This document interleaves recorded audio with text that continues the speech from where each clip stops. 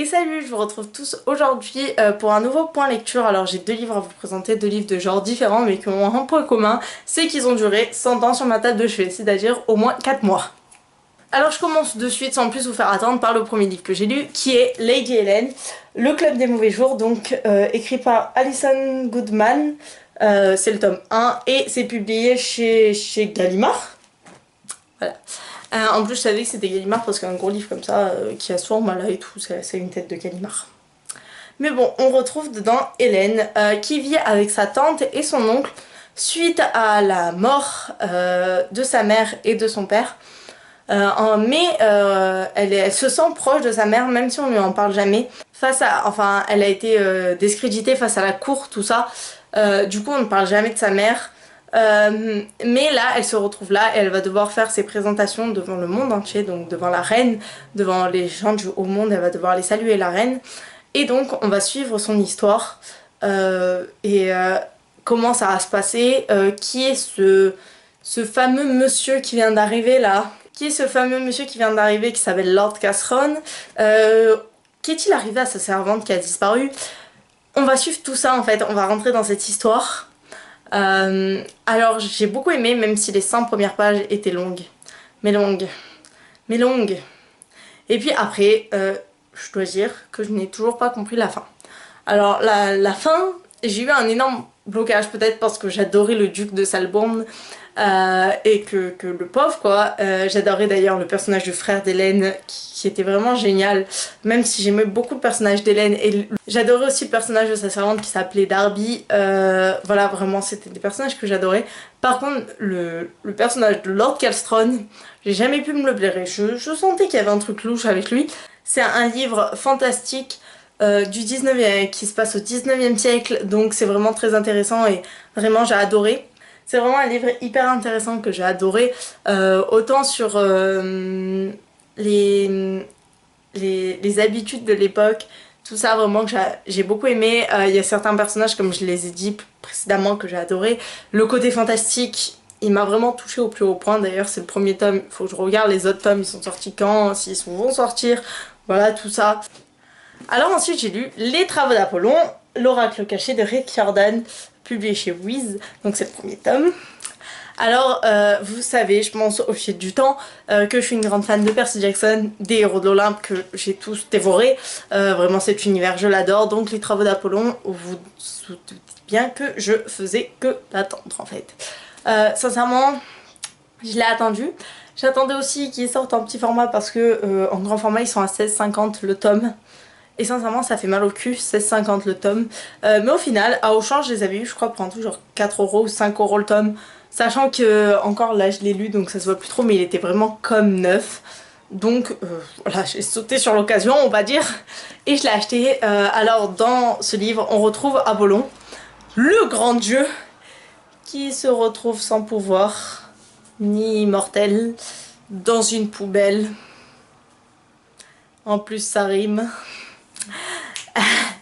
Et il a l'apparence d'un adolescent qui est pas très beau d'ailleurs, il n'a plus tous ses talents ni ses dons, il peut plus convoquer l'oracle et il va retrouver donc une petite fille qui s'appelle Meg qui va le sauver des racailles des rues on va dire, qui a peur de la bête.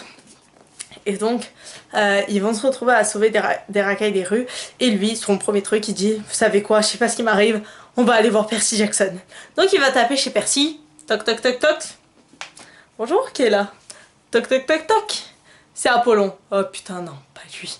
Non je rigole, Percy il a pas réagi comme ça à ce point là, mais bon quand même un peu. Et en plus sa mère elle leur a fait des pancakes bleus. Tout va bien. Et donc Percy les a emmenés à la colonie des Sans-Mêlés. Apollon a pu rentrer d'ailleurs, ce que je comprends pas à moitié, mais bon c'est un dieu donc on s'en fout. Il a pu rentrer quand même si c'est pas un dieu et qu'il a plus de pouvoir ni rien, du coup c'est plus un dieu, mais bon c'est pas grave. Et donc il est rentré avec Meg et en fait il se rend compte arrivé là-bas que c'est le gros carnage.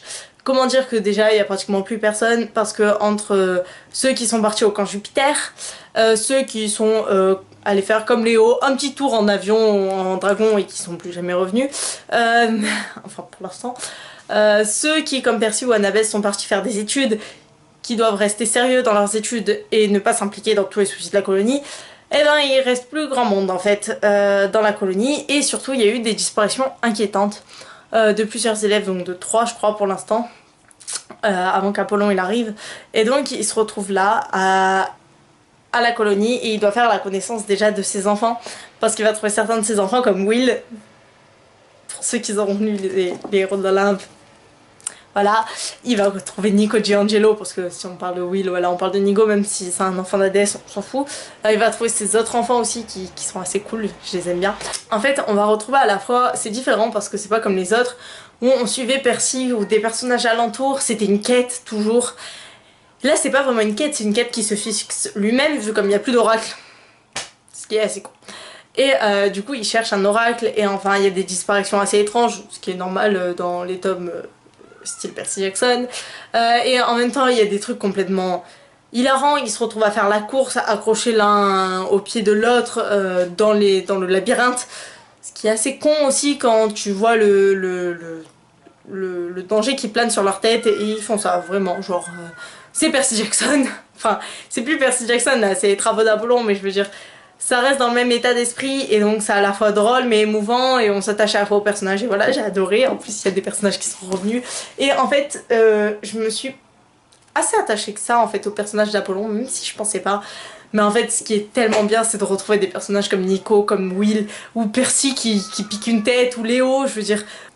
Voilà, j'aime tellement cette saga en fait, je pourrais que vous la recommander, vraiment. Cette fois-ci, même si vous n'avez pas aimé le premier tome de Percy Jackson ni le premier tome des Héros d'Olympe, penchez-vous sur le premier tome des Travaux d'Apollon, vraiment. Alors, avant la fin de ce point lecture, vu comme j'ai dit que j'avais 2 livres à vous présenter, en fait j'ai un peu menti, j'en ai 3, mais le 3e, je l'ai pas fini. C'est À la croisée des mondes, l'intégrale, donc de Philippe Pullman, publié chez Gallimard. Alors oui, c'est une brique.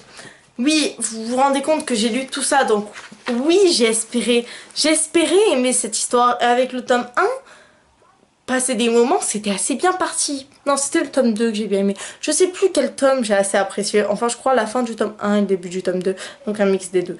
Mais je veux dire, en soi, il y a des moments que j'ai apprécié, et là, sincèrement, le tome 3, j'en étais au chapitre 13, à 729 pages sur 1023.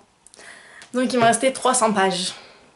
300 pages, sincèrement, le livre, je lisais 2 pages. En plus, ces chapitres, ils sont longs, mais j'avais qu'une envie, en fait, c'était de me mettre à pleurer tellement j'aimais pas. Et c'était vraiment genre l'épreuve, en fait, je pourrais même pas vous résumer l'histoire en fait. Je comprends plus rien en plus. Cette histoire elle s'est mélangée à toute histoire plein. Enfin, je comprends plus rien je sais même plus l'histoire du tome 1 en lui-même. L'autre avec son ami là qui travaillait dans les cuisines. Mais vraiment, genre, je pourrais pas vous raconter l'histoire lui-même du tome 1, ce qui est assez bizarre. Mais vraiment, j'en pouvais plus. J'étais mais au bout de ma vie.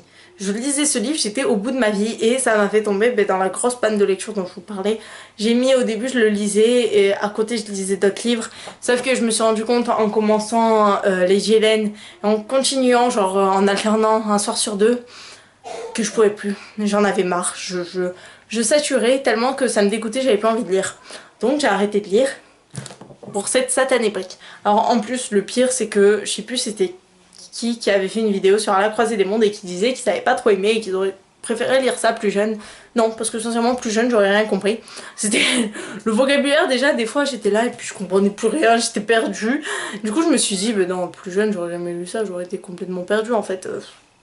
Faut réfléchir un peu. Mais beaucoup de personnes disaient n'avoir pas aimé non plus, du coup j'étais rassurée du fait que voilà, j'ai pas aimé, et je laisserai ce petit truc. Ce petit marque-page, parce qu'on sait jamais si d'un coup ça revient, j'ai de nouveau envie de le lire, mais sincèrement je vais le ranger au plus profond d'un truc, ou je vais l'utiliser pour caler un meuble. mais non, je vais le ranger, j'en peux plus, je le supporte plus.